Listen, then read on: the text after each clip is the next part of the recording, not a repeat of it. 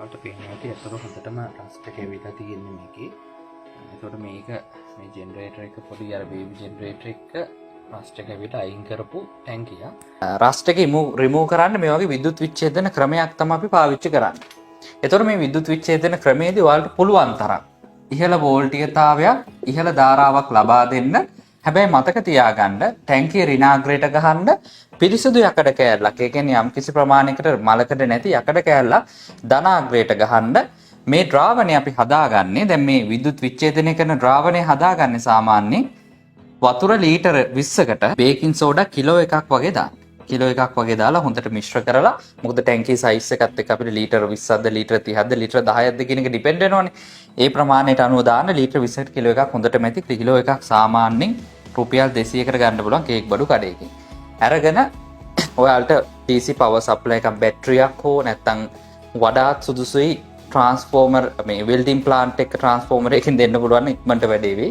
ඔයාලා වෝල්ටේජ් එක අඩු වෙන ඇම්පියරේජ් එක අඩු වෙන තරමට සාමාන්‍ය මේකට යන කාලය තමයි යන්නේ. ඒතකොට මෙන්න මෙහෙම තමයි වෙන්නේ. මෙතනදී මලකඩ ටික පහසුවෙන් ඉවත් කරන FeO බවට හැරෙනවා. නැත්නම් ෆෙරස් ඔක්සයිඩ් බවට හැරෙනවා. මේක කළු පාටයි. ඔයාලට වීඩියෝ එකේ අන්තිමට එක බලා ගන්න පුළුවන් ඒ කළු පාට වෙලා තියෙන එක. ඒක ඉක්මනට අපිට පොඩ්ඩක් ඇතිල්ලුවොත් ඒක යනවා ගැලවිලා යනවා. මේ පැත්තෙන් වලට වායු බූලු යනවා දකින්න හම්බේ. ඒතකොට මේ පිරිසුදු යකඩ කෑල්ලෙන් ඔක්සිජන් වායු පිට වෙනවා.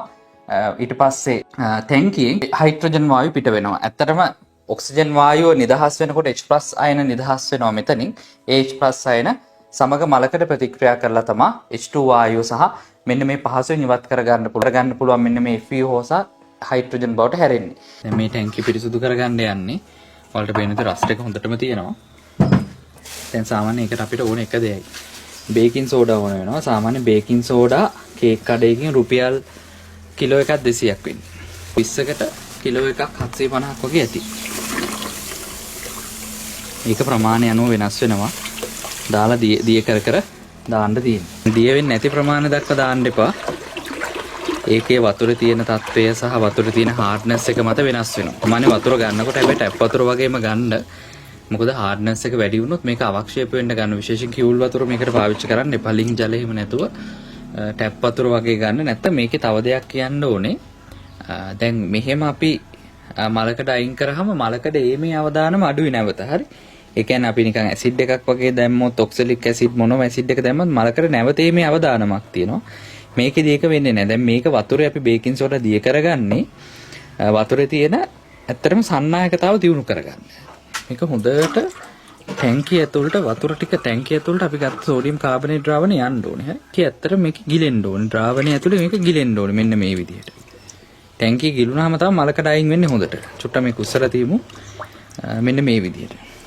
ඊට පස්සේ ඔයගොල්ලන්ට මේක මේ විද්‍යුත් විච්ඡේදන ක්‍රියාවලියක්නේ. එතකොට කැතෝඩයක් සහ ඇනෝඩයක් ඕනේ.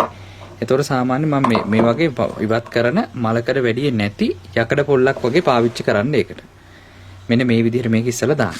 කරන්ට් එකක් ඕනේ. එතකොට ඔයාලට 12 වෝල්ට් බැටරියකුත් මේක දෙයට සාර්ථකයි. 12 වෝල්ට් බැටරියක් හෝ DC power supply එකක් හරි charger එකක් හරි ගන්න. මෙන්න මේ විදිහට මම මෙතන power supply එකේ කරන්ට් එක තැන් දෙකකට දෙනවා. ඊට පස්සේ මම යකඩ පොල්ලට ධනාග්‍රය තමයි ගහන්නේ. power supply එක නෙමෙයි හරියටම ඇත්තටම මේක ටිකක් වෝල්ට් 48ක් වගේ ඉන්න DC power supply එකක් හරි හොඳ කාර් බැටරියක් වගේ නම් තමයි හොඳ. නමුත් කමක් නැහැ අපි මේකින් කරමු දැන්ට තියෙන දේවල් වලින්. මේක දාලා උපරිම වෝල්ටීයතාව මම මේකට දෙනවා. දැන් මෙතනදී වෙන්නේ දැන් යකඩ කියලා කියන්නේ මලකඩ කියලා කියන්නේ ෆෙරස් ඔක්සයිඩ් Fe3O3 එක තමයි රතු දුමුරු පාටට තියෙන්නේ. ඒතකොට මේ ක්‍රියාවලියේදී යකඩ මෙතනින් හයිඩ්‍රජන් වායුව පිට වෙන බය වෙන දෙයක් නැහැ. මෙතනින් පිට වෙන ඔක්සිජන් වායුව. මේ ක්‍රියාවලියේදී මේකේ තියෙන Fe3O3 නැත්නම් ෆෙරික් ඔක්සයිඩ් මලකඩ ටික ෆෙරස් ඔක්සයිඩ් කළු පාට ෆෙරස් ඔක්සයිඩ් බවට පත් වෙනවා. ඔයාලා දෙන වෝල්ටේජ් එකේ ප්‍රමාණය ඇම්පියරේජ් එකේ ප්‍රමාණය මත මේක ඉක්මනට වෙන්න නොවන එක තීරණය වෙනවා. ඔයාලට පේනොත් දැන් වායු බූල ගොඩාක් වේගෙන් යනවා. ඒකට මූලික හේතුවක් තියෙනවා මම ඇම්පියර් එක දැන් 7ක් නේ තිබ්බේ. මම ඇම්පියර් එක 10ක් දක්වා වැඩි කරා. ඇම්පියර් එක වැඩි වෙන තරමට හොඳයි. දැන් මගේ DC power supply එක පොඩි හින්දා මට බයයි ඇම්පියර් එක ගොඩාක් වැඩි මට්ටමක තියාගන්න. නැත්නම් ඇම්පියර් එක වැඩි කරන එකම තමයි හොඳ වෝල්ටේජ්තාවට උඩ ඇම්පියරේජ් එක වැඩි කරනකොට මේ ක්‍රියාවලිය වේගෙන් සිද්ධ වෙන ගතියක් තියෙනවා. ඔයාලට පේනවා ඇති දැන් මේක තවත් හොඳටම ද්‍රාවණය ආවරණය වෙලා තියෙනවා.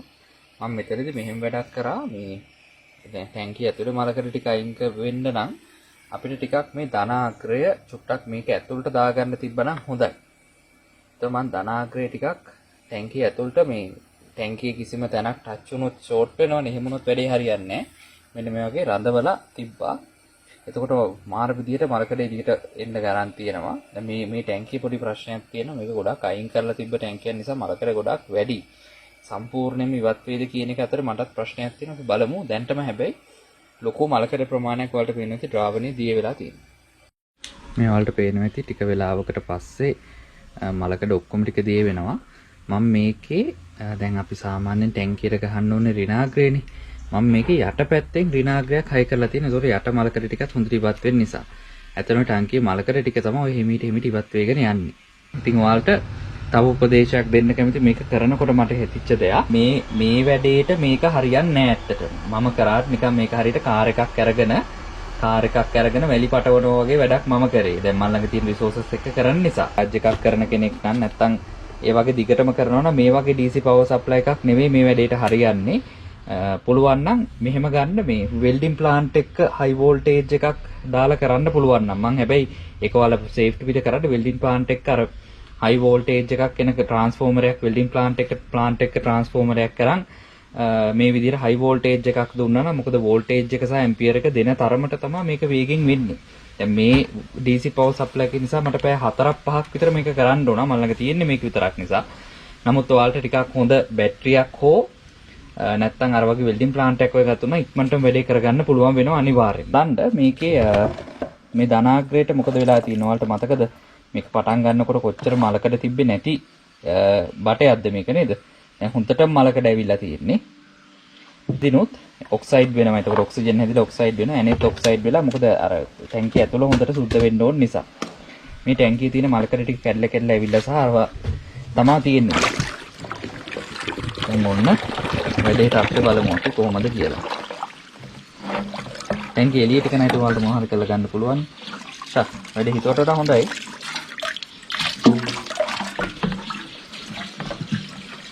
මේ වලට ඇතුළ පේනවද? මලකඩ ටික ඉවත් වෙලා තියෙන වගේ. මල හාපික් දැම්මහම මලකඩ ටිකක් අපිට අයින් කරගන්න පුළුවන් කියලා. මම ටිකක් මේකට හාපික් වගේ টয়ලට් ක්ලීන් එකක් දාලා හොඳට දැන් ක්ලීන් කරන්න යනවා. දැන් මම මේක ක්ලීන් කරන්න යනවා. ක්ලීන් කරාට පස්සේ තත්ත්වය බලමු. මොකද ක්ලීන් කරනකොට අර කළු පාට වගේ ගතිය යනවා.